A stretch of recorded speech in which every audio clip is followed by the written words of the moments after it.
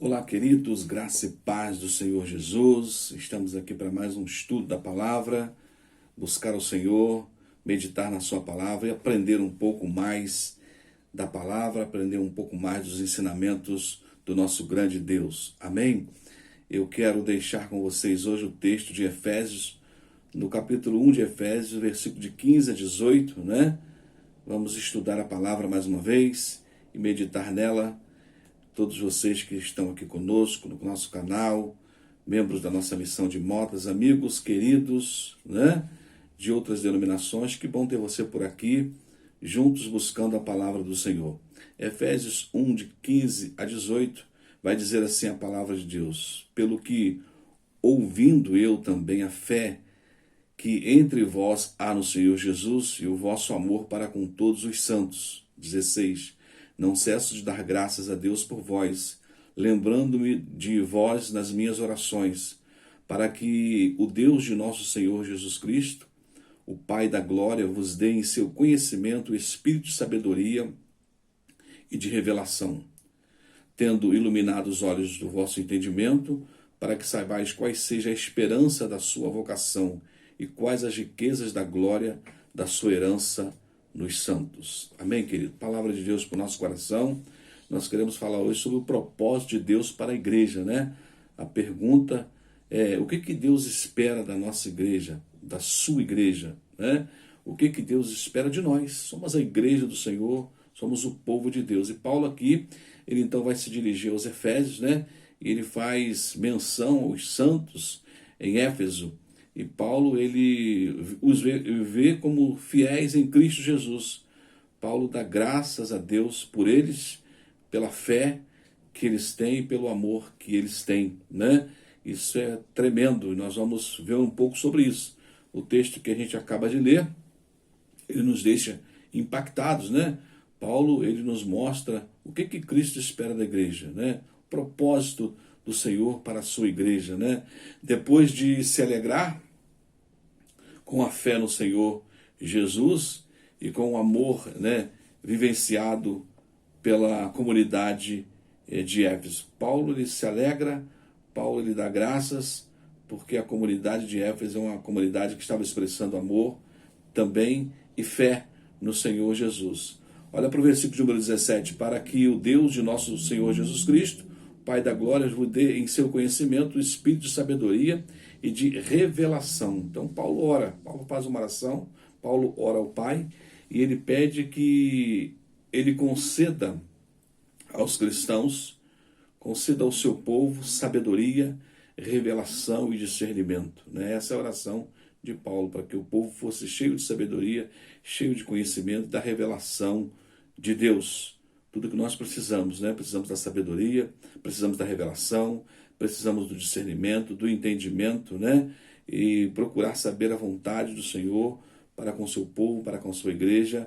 Paulo está mencionando isso, ele pede a capacitação necessária para uma vida de esperança. Para a nossa caminhada cristã, Paulo vai pedir capacitação necessária, né? Através do Espírito Santo, que pode nos moldar, nos direcionar, nos disciplinar, nos corrigir. Então a pergunta é a seguinte: o que Paulo queria que os efésios entendessem, né? O que nós queremos que você entenda hoje através desse texto bíblico? Paulo, ele queria que eles soubessem que eles tinham uma grande riqueza em Cristo, uma grande riqueza em Cristo. Então Paulo está orando, né? Ele estava agradecendo por algo que eles já possuíam: fé, esperança e também amor. Então, agradecendo por aquilo que eles já possuíam e fortalecendo, né, esse pedido e essa oração para que eles permanecessem assim, buscando a sabedoria, buscando o conhecimento, o discernimento, a revelação, tudo aquilo que nós precisamos para a nossa caminhada cristã. E ele fala dessa riqueza que eles já possuíam. Que riqueza é essa que eles possuíam? Segundo o apóstolo Paulo, há duas coisas que se destacam na igreja de Éfeso. Que coisas eram essas, né? O que fazia diferença naquela igreja? O que promovia essa unidade? O que estava acontecendo para que Paulo ressaltasse, se alegrasse e desse graças a Deus pela vida deles, né? O que Deus espera da sua igreja, né? Qual o propósito do Senhor para a sua igreja? Primeiro, a fé em Cristo Jesus que eles tinham. Versículo número 15, pelo que ouvindo eu também a fé que entre vós há no Senhor Jesus e o vosso amor para com todos os santos. Ou seja, Paulo destaca aqui a fé em Cristo Jesus que eles tinham. Guarda uma coisa no seu coração, querido, você que nos acompanha aqui, né? Uma igreja que tem fé em Jesus conseguirá reagir aos sofrimentos da vida. Uma igreja que deposita sua confiança, sua fé no Senhor, vencerá as batalhas e as lutas do dia a dia. Paulo ele estava grato por quê? Porque ele ouviu, né? Ouviu falar que aquela igreja possuía uma fé inabalável no Senhor Jesus. A nossa confiança precisa estar nele, a nossa fé precisa estar nele. Nós estamos em Cristo, né? Estamos em Cristo, o Espírito Santo habita em nós. Foi Jesus quem disse, olha, se creres verás a minha glória. O convite é a fé, o convite é crer.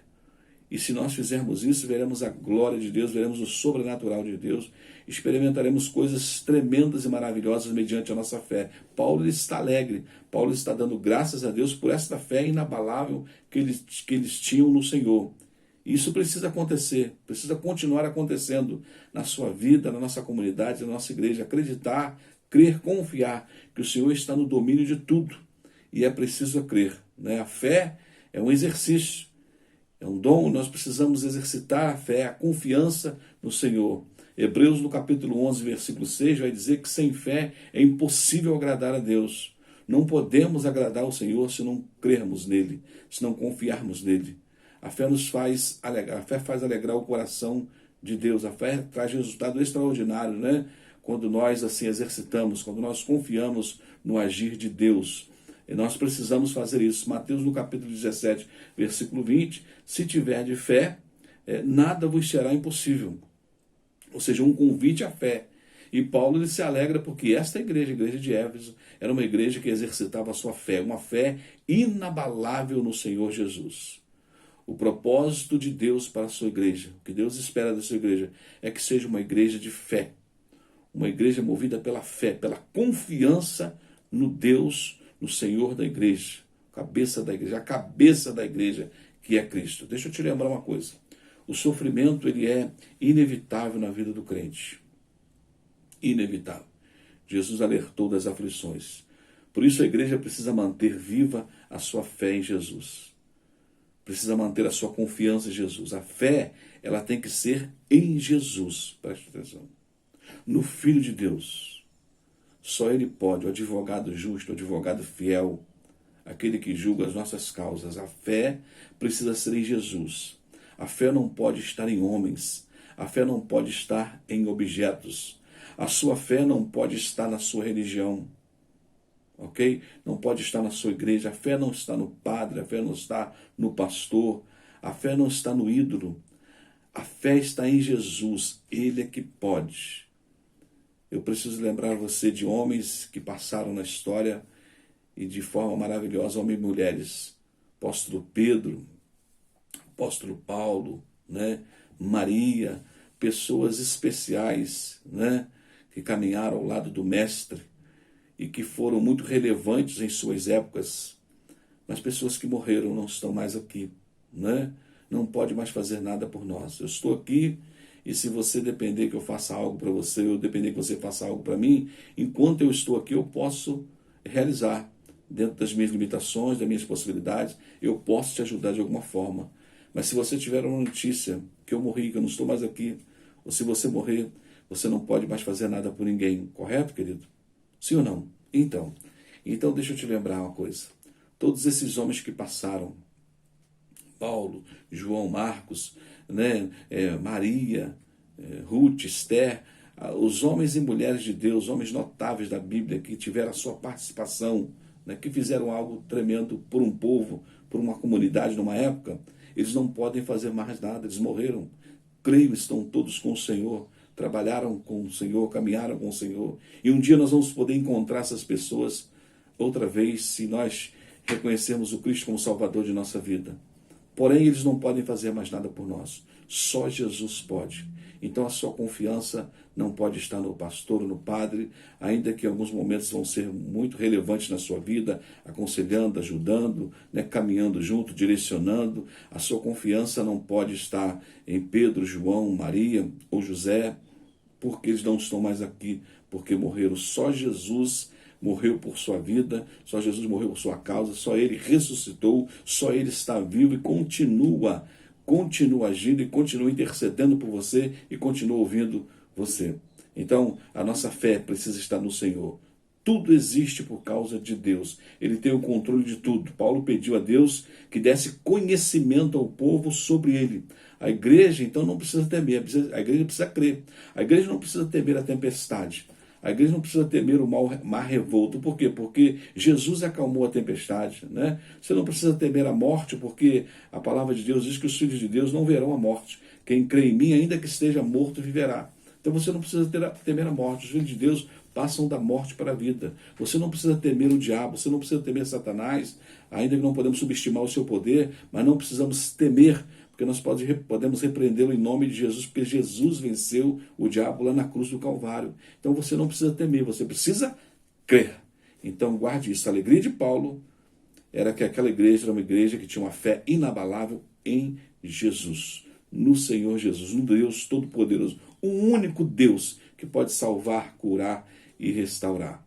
Amém, querido? Exercite a sua fé, mantenha a sua fé em Deus. O propósito de Deus é que a igreja seja uma igreja de fé. E depois o amor que eles demonstravam uns pelos outros. Paulo vai dizer, aqui ainda no versículo 15, a fé que há entre vós, o Senhor Jesus, e o amor que vocês têm com todos os santos. Olha que coisa maravilhosa, né? O amor que demonstram uns com os outros. O propósito de Deus é que esse amor seja visto na igreja, seja visto na sua vida, seja visto na sua comunidade. O amor seja visto, né? Paulo, ele ora para que a vida cristã, né, ela correspondesse. Ora para que a vida cristã deles correspondesse aos desejos de Deus. E a nossa vida cristã precisa corresponder aos desejos de Deus, aos propósitos de Deus. Fé, amor precisam ser vistos, né? Amor uns pelos outros. Segundo Paulo, esta era uma outra grande riqueza dos Efésios. O amor que eles tinham uns pelos outros e o amor que eles tinham ao Senhor. Paulo, ele fala aqui de unidade de todos os santos, unidade entre os irmãos. O salmista diz como é bom e como suave é que os irmãos vivam em união. Então Paulo fala dessa unidade, desse amor que havia uns pelos outros e, sobretudo, esse amor que estava também os unindo em Cristo. O amor a Cristo, o amor ao Senhor Jesus, acima de todas as coisas. Guarde isso. A igreja, ela é um ambiente de amor, né? De muita seriedade, de muita verdade, de verdade, mas também um ambiente de amor. Nós devemos amar e ajudar uns aos outros. Nós devemos amar a Deus acima de todas as coisas e amar o próximo. O Senhor precisa estar em primeiro na nossa vida. Nós devemos demonstrar esse amor na prática por Ele. Nós devemos demonstrar esse amor na prática pelo nosso irmão. E olha o quão importante é a questão do amor a Deus e o amor uns pelos outros, o amor ao próximo. Salomão escrevendo, ele vai escrever em Provérbios 10, no capítulo 12, que o ódio ele excita contendas. O ódio excita contenda, mas o amor cobre todas as transgressões. Sabe o que significa? Quando você ama de verdade o Senhor, acima de todas as coisas, quando você ama o próximo, Salomão está dizendo que o amor, ele cobre todos os pecados. O Senhor pode nos perdoar através do amor, né? Isso é muito forte. Então, a grande verdade sobre o amor é a seguinte: amar é desejar sempre o bem da outra pessoa. Isso deve acontecer independente das dificuldades que temos de relacionamento. Amar. Amar quem nos ama é muito fácil. Amar quem nos agrada é fácil. Mas amar até mesmo aquele que está distante, amar até aquele mesmo que às vezes não corresponde, né, às suas expectativas, uma pessoa difícil, é necessário exercitar o amor. O amor do crente, o amor da igreja, não pode haver restrições, não pode haver acepções. Então, ame sempre. Ame sempre. É isso que o Senhor espera da igreja. Esse é o propósito da igreja. A fé e o amor. A verdade é essa. Quem ama se importa pelo outro. Estende a mão. Amar é doação. Amar é sacrifício. É suprir a necessidade uns dos outros. levar as cargas uns dos outros. Quem ama protege, quem ama renuncia, quem ama perdoa, quem ama dá outra face. É isso que o Senhor espera da nossa igreja, é isso que o Senhor espera da sua vida, né? Somos a igreja do Senhor, esse é o propósito de Deus para com a sua igreja. Paulo vai dizer que o amor jamais acaba. Então, o fato é que quando passamos a amar as pessoas, né? Os irmãos, as irmãs, mesmo que não mereçam, né? Nosso sofrimento irá diminuir muito, né? Quer um conselho? Ame. Deixa eu te lembrar uma coisa, na visão de Paulo, Éfeso era uma igreja de fé e de amor. Tempos depois, essa mesma igreja, na visão de Jesus, ela perdeu esse primeiro amor, né? Então, ao invés de melhorar, ela piorou. Então, fica o alerta. Não podemos recuar nunca. Não podemos recuar nunca. Devemos continuar exercitando a fé, o amor ao Senhor acima de todas as coisas, o amor uns pelos outros, né? E eu dou graças a Deus também que eu sinto que nós temos experimentado essas virtudes em nossa comunidade, a fé e o amor, né? E que isso venha aumentar, e que isso venha crescer a cada vez mais entre nós. Se somos salvos, se somos filhos de Deus, se o Espírito Santo habita em nós, nós temos que fazer a diferença, né? Nós temos que crer, nós temos que amar. Então a verdade é essa, na vida cristã, a fé e o amor são inseparáveis, precisam caminhar juntos, né? Precisam caminhar junto. Paulo, ele alerta sobre isso. Ele fala que a vida cristã precisa corresponder aos desejos de Deus. 1 João, no capítulo 4, versículo 7, diz que quem ama, conhece, quem não ama, não conhece a Deus.